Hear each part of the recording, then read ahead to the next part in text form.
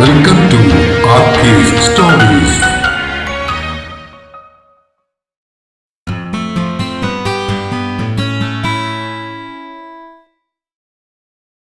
മടിക്കേരിയിലെ നിഗൂഢതകൾ ഭാഗം 23. രചനയും അവതരണവും രഘുദാസ് കാട്ടിങ്കൽ. ബീഹാറിലെ കൈമൂർ വന്യജീവി സങ്കേതത്തിന് സമീപത്തുള്ള മരങ്ങൾക്കിടയിലേക്ക് ബുള്ളറ്റ് ഒതുക്കുമ്പോൾ ജഗത്ത് ചുറ്റുപാടും ശ്രദ്ധിച്ചു. മുന്നിൽ ഇരുണ്ടുകിടക്കുന്ന കാടും ചീവീടുകളുടെയും ഏതൊക്കെയോ മൃഗങ്ങളുടെയും ശബ്ദങ്ങളും മാത്രം കൂട്ടിനുള്ള ആ രാത്രിയുടെ വിജനതയിലേക്ക് ബുള്ളറ്റ് ഓഫ് ചെയ്തിട്ട് അവൻ പിന്നിലേക്ക് തിരിഞ്ഞു നോക്കി. ഹെൽമെറ്റ് ഊരിക്കൊണ്ട് നരേൻ അവനെ നോക്കി ചിരിച്ചു. കൊടകിലെ ഹോസ്പിറ്റൽ കോമയിൽ കിടക്കുന്ന നീ വടി പോലെ നിൽക്കുന്നത് കാണുമ്പോ ചിലരൊക്കെ ഞെട്ടുവല്ലോടാ മോനെ. തിരികെ ചിരിച്ചും കൊണ്ട് ജഗത്ത് പറഞ്ഞപ്പോ നരേൻ തലകുലുക്കി. ഞെട്ടട്ടെ നീ, അതിനല്ലേ നീ പാടൊക്കെ കഴിച്ചത്. ഇറങ്ങ്, തനയെ പറഞ്ഞ് അടയാളം നോക്കാം. ബൈക്കിൽ നിന്നും ഇറങ്ങിയവർ തൊട്ടടുത്ത് നിന്ന വൃക്ഷങ്ങളിൽ തനയെ പറഞ്ഞു കൊടുത്ത മാർക്കിംഗ് നോക്കാൻ തുടങ്ങി. ഏതാനും മരങ്ങൾക്കപ്പുറം നിന്ന ഒരു സാല വൃക്ഷത്തിന്റെ തടിയിൽ തനയെ പറഞ്ഞതുപോലെയുള്ള മാർക്കിംഗ് കണ്ടതും ജഗത്ത് അവിടെ നിന്നു. എവിടെയുണ്ട്? ജഗത്ത് ചൂണ്ടിക്കാട്ടിയ മരത്തിനടുത്തേക്ക് വന്ന നരേൻ സൂക്ഷിച്ചു നോക്കി. മൂർച്ചയേറിയ എന്തുകൊണ്ട് എക്സ് ആകൃതിയിൽ ഒരു മരത്തിൽ വരഞ്ഞിട്ടിരിക്കുന്നു. കാട്ടിനുള്ളിലേക്ക് കടക്കും മുന്നേ തനയെ അടയാളപ്പെടുത്തിയതായിരുന്നു അത്. ഒരിക്കൽ കൂടി അതൊന്ന് പരിശോധിക്കുന്നതിനിടയിലാണ് ജഗത്തിന്റെ കഴുത്തിനു പിന്നിൽ ഒരു ലോഹത്തിന്റെ തണുപ്പ് വന്ന് മുട്ടിയത്. Don move. ചെവിക്കരികിൽ മൂർച്ചയേറിയ ഒരു മുരളൽ കേട്ടതും ജഗത്തും കൂടെ നരേനും കൈകൾ ഉയർത്തി. ഇരുട്ടിൽ നിന്നും അടർന്നു വന്നതുപോലെ മറ്റൊരാൾ മരങ്ങൾക്കിടയിൽ നിന്നും വെളിയിൽ വന്നു. ഇരുട്ടിൽ മറഞ്ഞു കിടക്കുന്ന വൃക്ഷങ്ങൾക്കിടയിൽ നിന്നാൽ യാതൊരു കാരണവശാലും തിരിച്ചറിയാൻ സാധിക്കാത്ത വിധത്തിലായിരുന്നു അയാളുടെ വേഷവിധാനം. അയാളുടെ തോളിൽ കിടക്കുന്ന ക്രോസ് ബോയും കയ്യിലിരിക്കുന്ന സ്നൈപ്പറും കണ്ടതോടെ ഹെഡ് ഓഫീസിൽ നിന്നും കിട്ടിയ ഇൻഫോർമേഷൻ അനുസരിച്ച് മുന്നിൽ നിൽക്കുന്നത് മാർക്കോസ് കമാൻഡോസ് ആണെന്ന് ജഗത്ത് തിരിച്ചറിഞ്ഞു. XX അറ്റാ ബോയ്സ് 607-860. തനിക്ക് നൽകിയ കോഡ് ജഗത്ത് പറഞ്ഞതും കഴുത്തിൽ തട്ടി നിന്നിരുന്ന തോക്കിന്റെ മുന അകന്നു മാറിയതവൻ അറിഞ്ഞു. പിന്നിൽ നിന്നും AK-47 പിടിച്ചൊരാൾ അവന്റെ മുന്നിലേക്ക് കയറി നിന്ന് കൈനീട്ടി. കമാൻഡർ വിശാൽ ദേവരാജ്. ജഗത് ശങ്കർ. നീട്ടിപ്പിടിച്ച കൈയിലേക്ക് കൈ ചേർത്ത് ഷെയ്ക്കാൻ നൽകിക്കൊണ്ട് ജഗത്ത് സ്വയം തിരികെ പരിചയപ്പെടുത്തി. തുടർന്ന് നരനെയും അവൻ അവർക്ക് പരിചയപ്പെടുത്തി. ഇത് നരൻ IPS. ഹീസ് മിസ്റ്റർ കാളിദാസ്, എന്റെ ബഡ്ഡിയാണ്. മുന്നിൽ നിൽക്കുന്നയാളെ വിശാലും പരിചയപ്പെടുത്തി. ചൂയിങ്കം ചുവച്ചുകൊണ്ട് നിന്ന കാളിദാസ് കൈ ഉയർത്തി ഹായ് പറഞ്ഞു. അപ്പോ ബാക്കിയുള്ളവരൊക്കെ? ജഗത്ത് ചോദിച്ചു. ഞങ്ങൾ രണ്ടുപേരും മാത്രമേ ഉള്ളൂ. ജഗത്തിന്റെ നെറ്റ് ചുളിഞ്ഞു. ഓൺലി 2? അവരുടെ കൂടെ എത്ര പേരുണ്ടാവും അറിയില്ല. And they are highly dangerous. Commandos ഉണ്ടാവുമെന്ന് പറഞ്ഞുകൊണ്ട് ഞങ്ങളും ആയുധങ്ങൾ അധികമൊന്നും എടുത്തിട്ടില്ല. Only 2 pistols. More than enough. Come, let's move.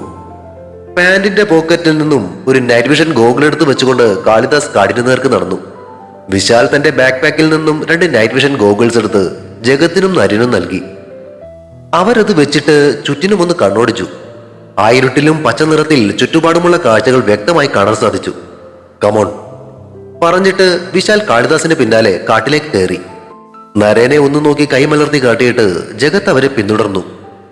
കയ്യിലിരിക്കുന്ന ആയുധങ്ങൾ കൂടാതെ മുന്നിൽ നടക്കുന്നവരുടെ അരയിൽ ഇരുവശത്തുമായി ഓരോ പിസ്റ്റളുകളും ഹണ്ടിങ് നൈഫുകളും കൊളുത്തിയിട്ടിരിക്കുന്നത് ജഗത്ത് ശ്രദ്ധിച്ചു.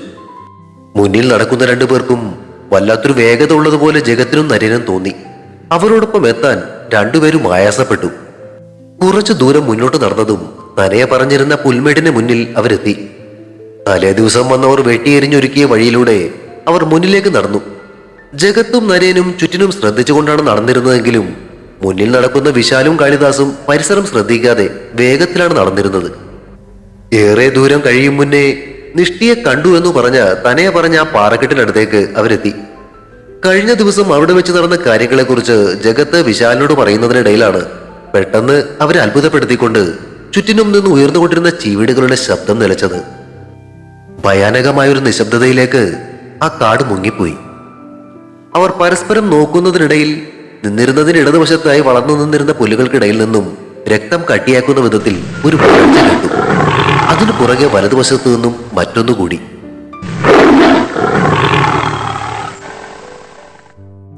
കടുവകൾ. ശബ്ദം താഴ്ത്തി നരേൻ പിറുപിറുത്തതും സൈലൻസർ പിടിപ്പിച്ച പിസ്റ്റൾ വലിച്ചെടുത്തുകൊണ്ട് ജഗത്ത് ശബ്ദം കേട്ട ദിശയിലേക്ക് തിരിഞ്ഞു നിന്നു. നരേനും തന്റെ പിസ്റ്റൾ കയ്യിലേക്ക് എടുത്തുകൊണ്ട് ജഗത്തിന് പിന്നിലായി അവന് പുറംതിരിഞ്ഞ് അവനോട് ചേർന്നു നിന്നു. കാളിദാസൻ അപ്പോഴും ചൂയിങ്കം ചവച്ച് എന്തോ ഗെയിം കാണും പോലെ നിൽക്കുകയായിരുന്നു. വിശാൽ കൈയുയർത്തി അവരോട് നിശബ്ദരായി നിൽക്കാൻ ആംഗ്യം കാട്ടി. ഇരുവശത്തുമുള്ള പുൽക്കൂട്ടം ശക്തിയായി ഒന്നുലഞ്ഞു.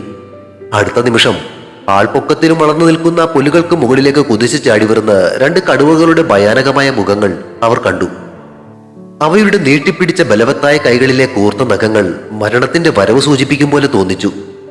മുകളിലേക്ക് ഉയർത്തിപ്പിടിച്ച തോക്കുകളുമായി നിന്ന നരേനും ജഗത്തിന് മുന്നിലേക്ക് കണ്ണടച്ചു തുറക്കുന്ന വേഗത്തിലാണ് വിശാലും കാളിദാസും കയറി വന്നത്. കയ്യിലിരുന്ന തോക്കുകൾ മാറ്റിപ്പിടിച്ച് വെറും കൈകളും ഉയർത്തി നിൽക്കുന്നവരെ അത്ഭുതത്തോടെയാണ് ജഗത്തും നരേനും നോക്കി നിന്നത്. കുതിച്ചു ചാടി വന്ന കടുവകളുടെ കാലുകളിൽ പിടിച്ച് അവർ അവറ്റകളെ ജഗത്തിന്റെയും നരേന്റെയും തലക്ക് മുകളിലൂടെ ചുഴറ്റി എറിഞ്ഞു. മുന്നിൽ കണ്ട കാഴ്ച വിശ്വസിക്കുവാനാവാതെ ജഗത്തും നരേനും ഒരിക്കൽ കൂടി കണ്ണുകൾ തിരുമിയൊന്ന് നോക്കി. ഏകദേശം 300 കിലോയോളം വരുന്ന ആ കടുവകളെയാണ് അവർ വെറും പൂച്ചക്കുട്ടികളെ പോലെ വലിച്ചെറിഞ്ഞത്. നരേനും ജഗത്തും പരസ്പരം ഒന്ന് പിച്ചി നോക്കി കണ്ടത് സ്വപ്നമല്ല എന്ന് ഉറപ്പുവരുത്തി. എന്തോന്നാണ് ഇത്? What is happening? ആരാണ് കുമാരി? ഇതച്ചും കൊണ്ടാണ് നരൻ ചോദിച്ചത്. ജഗത്ത് കൈമലർത്തി കാട്ടി. തൊട്ടടുത്ത് നിന്നിരുന്ന കാളിദാസൻ പെട്ടെന്നാണ് അവനെ വലിച്ചു മാറ്റിയത്. തന്റെ തൊട്ടടുത്തുകൂടെ മൂർച്ചേറിയ ഒരു കുന്തം മൂളിപ്പാഞ്ഞു പോകുന്നത് ജഗത്ത് കണ്ടു. പുൽക്കൂട്ടം വീണ്ടും ഇളകി. കറുത്ത വസ്ത്രങ്ങൾ അണിഞ്ഞ് മുഖം മൂടി ധരിച്ച ഏതാനും ആളുകൾ ആ പുൽക്കൂട്ടങ്ങൾക്കിടയിൽ നിന്നും അവർക്ക് മുന്നിലേക്ക് ചാടി വീണു.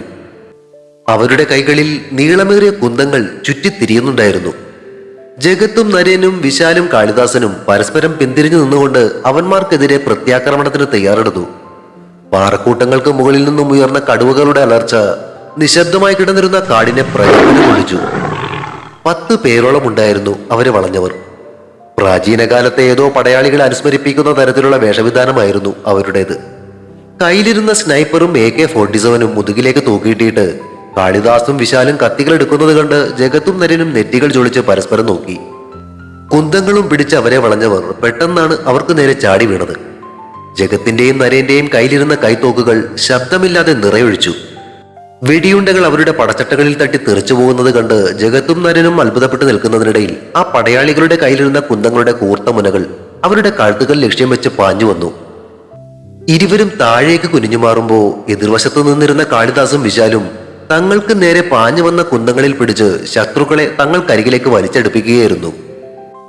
അവരുടെ ശക്തമായ വലിയിൽ നിലതെറ്റി മുന്നോട്ട് ചാഞ്ഞുപോയ പടയാളികളുടെ ആ പടച്ചട്ടകൾ തുളച്ചുകൊണ്ട് അവരുടെ കയ്യിലിരുന്ന കത്തികൾ ആ പടയാളികളുടെ ശരീരത്തിലേക്ക് തുളച്ചു കയറുന്ന കാഴ്ച വിശ്വസിക്കുവാനാവാതെ ജഗത്തും നരേനും കണ്ണുകൾ തിരുമ്മി ഒരിക്കൽ കൂടി നോക്കി.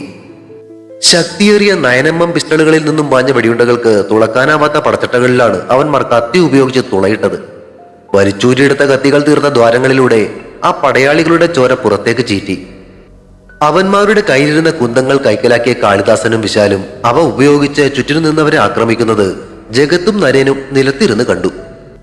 പാറക്കെട്ടിന് മുകളിൽ നിന്നും വീണ്ടും കടുവകളുടെ അലർച്ച ഉയർന്നു. അങ്ങോട്ടേക്ക് നോക്കിയ ജഗത്ത് ആ കടുവകൾ മുൻകാലുകളിൽ പതുങ്ങി തങ്ങൾക്ക് നേരെ ചാടാൻ ഒരുങ്ങുന്നത് കണ്ട് കയ്യിലിരുന്ന പിസ്റ്റൾ അവയ്ക്ക് നേരെ ഉന്നം പിടിച്ചു. അടുത്ത നിമിഷം ആ കടുവകൾ രണ്ടും പാറക്കെട്ടിന് മുകളിൽ നിന്നും അവർക്ക് നേരെ കുതിച്ചു ചാടി. നരന്റെയും ജഗത്തിന്റെയും തോക്കുകൾ ഒരുപോലെ തീ തുപ്പി. വെടിയേറ്റിട്ടും യാതൊന്നും സംഭവിക്കാത്തതുപോലെ കടുവകൾ രണ്ടും ഗർജിച്ചും കൊണ്ട് അവർക്ക് നേരെ ചാടി വന്നു. ചുറ്റിനും നിന്നവരുടെ ആക്രമണങ്ങളെ പ്രതിരോധിച്ചുകൊണ്ട് നിന്ന കാളിദാസും വിശാലും പെട്ടെന്നാണ് വെട്ടിത്തിരിഞ്ഞത്. അവരുടെ കൈകളിലുണ്ടായിരുന്ന കുന്തമുനകളിലേക്കാണ് കുതിച്ചു ചാടി വന്ന കടുവകൾ വന്നു വീണത്. ആ കുന്തമുനകളിൽ നിന്നും ഇടിമിന്നലുകൾ പോലെ ശക്തമായ പ്രകാശകിരണങ്ങൾ പുറപ്പെടുന്നതും ആ കിരണങ്ങളേറ്റ കടുവകളുടെ ശരീരം കണ്ണടച്ചു തുറക്കുന്ന നിമിഷം കൊണ്ട് കത്തിക്കരിഞ്ഞു പോകുന്നതും കണ്ടപ്പോഴാണ് അല്പം മുന്നേ തങ്ങൾക്ക് നേരെയും പാഞ്ഞു വന്ന ആ കുന്തങ്ങളുടെ ശക്തി ജഗത്തിനും നരേനും മനസ്സിലാവുന്നത്. നരേൻ ജഗത്തിനെ നോക്കി മിടയിറക്കി. Take this. തന്റെ കയ്യിലുണ്ടായിരുന്ന കത്തി ജഗത്തിന് മുന്നിലേക്ക് വലിച്ചെറിഞ്ഞു കൊടുത്തിട്ട് കാളിദാസ് വീണ്ടും ശത്രുക്കളെ നേരിട്ടു. മുന്നിൽ വന്നു വീണ കത്തി ജഗത്ത് കയ്യിലേക്കെടുത്തു. അസാധാരണമായ ഒരു ഭാരം തോന്നി ആ കത്തിക്ക്. എങ്കിലും അത് കയ്യിലേക്ക് എടുത്തു കഴിഞ്ഞപ്പോ എന്തോ ഒരു ശക്തി തന്നിലേക്ക് പ്രവേശിക്കുന്നത് പോലെ അവന് തോന്നി. അവൻ ആ കത്തിയുമായി ചാടി എഴുന്നേറ്റ് അവരെ ആക്രമിച്ചുകൊണ്ടിരുന്ന പടയാളികളുടെ നേരെ പാഞ്ഞു. തനിക്ക് നേരെ ചീറി വന്ന ഒരു കുന്തത്തിന്റെ മുനയിൽ നിന്നും താഴേക്ക് കുനിഞ്ഞൊഴിഞ്ഞു മാറിയ ജഗത്ത് മുട്ടുകാലിൽ ഇരുന്ന നിലത്തുകൂടെ നരങ്ങി ആ പടയാളിയുടെ മുന്നിലേക്കെത്തി. കയ്യിലിരുന്ന കത്തി അവൻ ശക്തിയോടെ ആ പടയാളിയുടെ വയറ്റിലേക്ക് കുത്തിക്കയറ്റി. കാഠിന്യമേറിയ പടച്ചട്ട തുളച്ച് കയ്യിലിരുന്ന കത്തി അയാളുടെ ശരീരത്തിലേക്ക് ഇറങ്ങുന്നത് അവൻ അത്ഭുതത്തോടെ കണ്ടു. കുത്തുകൊണ്ട പടയാളി നിലത്തേക്ക് പിടഞ്ഞു വീണു. ചാടി എഴുന്നേറ്റ് അവൻ വിശാലിനും കാളിദാസിനുമൊപ്പം ആ പടയാളികളെ നേരിട്ടു. തനിക്ക് നേരെ വരുന്ന കുന്തമുനകളിൽ നിന്നും ഒഴിഞ്ഞുമാറി കയ്യിലിരുന്ന കത്തികൊണ്ട് ജഗത് അവരെ നേരിടുമ്പോൾ കാളിദാസനും വിശാലും കയ്യിലിരുന്ന കുന്തങ്ങൾ കൊണ്ട് എതിരാളികളെ കുത്തി ഉയർത്തി ദൂരേക്ക് വലിച്ചെറിയുന്നത് അവന് വിശ്വസിക്കുവാനാവാത്ത കാഴ്ചയായിരുന്നു. കയ്യിലിരിക്കുന്ന കൈത്തോക്ക് നിഷ്ഫലമാണെന്ന് മനസ്സിലാക്കിയ നരേൻ അവിടെ നിന്നും നീങ്ങി മാറിയിരുന്നു. കുന്തമുനകൾ ഏറ്റ പടയാളികളുടെ ശരീരങ്ങൾ കത്തിക്കരിഞ്ഞ് അവർ ധരിച്ചിരുന്ന പടച്ചട്ടകൾ മാത്രം നിലത്ത് അവശേഷിച്ചു. ആക്രമിക്കാൻ വന്നവരെ അല്പസമയത്തിനുള്ളിൽ തന്നെ കാലപുരിക്ക് അയച്ചിട്ട് കാളിദാസൻ ജഗത്തിന്റെ കയ്യിലിരുന്ന കത്തിക്കായി കൈനീട്ടി. അവനത് തിരികെ കൊടുത്തിട്ട് നരേനെ നോക്കി. നരേൻ മുന്നിൽ നടന്ന സംഘടനം ആസ്വദിക്കും പോലെ പാറക്കെട്ടിൽ ചാരി നിൽക്കുകയായിരുന്നു. ജഗത്ത് നോക്കുന്നത് കണ്ട് അവൻ അവരുടെ അടുത്തേക്ക് വന്നു. അതെ, നിങ്ങൾ കമാൻഡോസ് തന്നെയാണോ അതോ വേറെ എന്തെങ്കിലും ആണോ? ആ കത്തിക്ക് എന്തൊരു പ്രത്യേകത തോന്നിയല്ലോ. ജഗത്ത് ചോദിച്ചതിന് മറുപടി പറയാതെ കത്തി ഉറയിലേക്ക് ഇട്ടിട്ട് കാളിദാസൻ മുന്നോട്ട് നടന്നു. പിന്തുടരാൻ ആംഗ്യം കാട്ടിയിട്ട് വിശാലും കാളിദാസിന് പുറകെ വെച്ചു പിടിച്ചു. എന്തോന്നാടെ ഇത് എന്ന മട്ടിൽ കൈമലർത്തി കാട്ടിയിട്ട് നരൻ അവർക്ക് പിന്നാലെ നടന്നപ്പോ ജഗത്തും തല ഒന്ന് കുടഞ്ഞിട്ട് അവരെ പിന്തുടർന്നു. പുൽമേടും കഴിഞ്ഞ് കാടിനകത്തേക്ക് കയറിയ ജഗത്തും കൂട്ടരും തലേ ദിവസം നിഷ്ടി കാണിച്ചു കൊടുത്ത ഗുഹയും കടന്ന് മൃതദേഹങ്ങളുടെ അവശിഷ്ടങ്ങൾ കിട്ടിയ സ്ഥലത്തേക്കാണ് ചെന്നത്. ഇരുട്ട് മൂടിക്കിടന്ന ആ ഭാഗത്ത് ചുറ്റിനും കത്തിച്ചു വെച്ച പന്തങ്ങൾക്ക് നടുവിൽ കറുത്ത ലോഹ പോലെയുള്ള വസ്ത്രങ്ങൾ അണിഞ്ഞ് മുഖം മറച്ച ഒരു കൂട്ടം ആളുകൾ ആ പ്രദേശത്ത് കൂടി നിൽപ്പുണ്ടായിരുന്നു. അവർക്ക് മുന്നിലായി കത്തുന്ന ഒരു അഗ്നികുണ്ഡത്തിന് പിന്നിൽ അവരെ അഭിമുഖീകരിച്ചുകൊണ്ട് 3 പേർ നിൽപ്പുണ്ട്. എല്ലാവരും കണ്ണുകളടച്ച് കൈകൾ ഇരുവശത്തേക്ക് നീട്ടിപ്പിടിച്ച് എന്തൊക്കെയോ മന്ത്രിച്ചുകൊണ്ട് നിൽക്കുകയാണ്. മുഖം മറച്ചിരുന്നെങ്കിലും മുന്നിൽ നിൽക്കുന്ന നേതാക്കളെന്ന് തോന്നിക്കുന്ന 3 പേരിൽ 2 പേർ സ്ത്രീകളും ഒരാൾ പുരുഷനുമാണെന്ന് അവരുടെ ആകാരം കണ്ട ജഗത്തിനും കൂട്ടർക്കും മനസ്സിലായി. മുന്നോട്ട് നീങ്ങാൻ തുടങ്ങിയ നരേന്റെ മുന്നിലേക്ക് ജഗത്തും വിശാലും ഒരുമിച്ചാണ് കൈനീട്ടി തടഞ്ഞത്. മുന്നിൽ നിന്നിരുന്ന 3 പേരിൽ വലതുവശത്ത് നിന്നിരുന്ന യുവതി നടുക്ക് നിന്ന യുവതിയുടെ വലത്തേക്കായി മുന്നിലേക്ക് നീട്ടി ഒരു കത്തി കൊണ്ട് അവളുടെ വിരലിൽ വരയുന്നത് അവർ കണ്ടു. അവളുടെ കയ്യിൽ നിന്നും രക്തത്തുള്ളികൾ മുന്നിലെ അഗ്നികുണ്ഡത്തിലേക്ക് പതിച്ചു.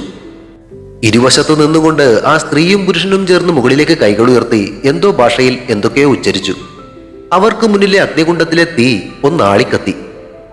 എന്താണ് സംഭവിക്കുന്നതെന്നറിയാതെ ജഗത്തും കൂട്ടരും മുന്നിലേക്ക് നോക്കി നിൽക്കെ വലതുവശത്ത് നിന്നിരുന്ന ആ യുവതി ഉയർന്നു കത്തുന്ന അഗ്നികുണ്ഡത്തിലേക്ക് 2 കൈകളും കടത്തിയിട്ട് ആ കൈകൾ മുകളിലേക്ക് ഉയർത്തി.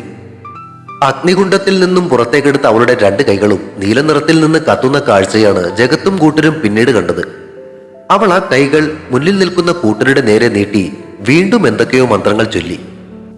അവളുടെ കയ്യിൽ നിന്നും നീല നിറത്തിലുള്ള അഗ്നിജ്വാലകൾ മുന്നിൽ നിൽക്കുന്ന ആളുകളുടെ നേരെ പായുന്ന കാഴ്ച വിശ്വസിക്കുവാനാവാതെ നോക്കി നിന്നു അവർ.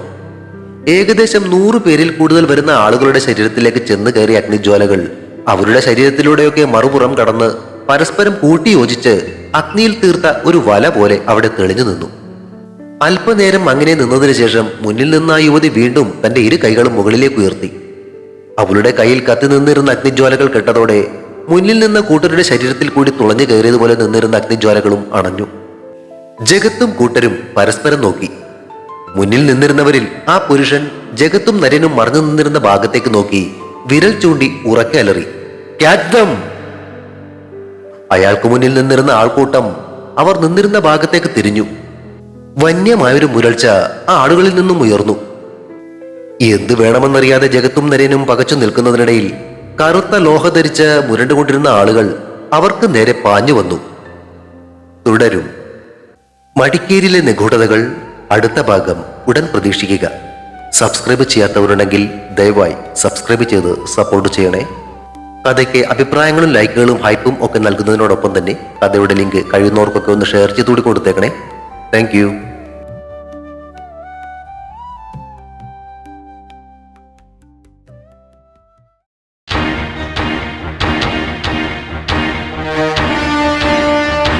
See you soon.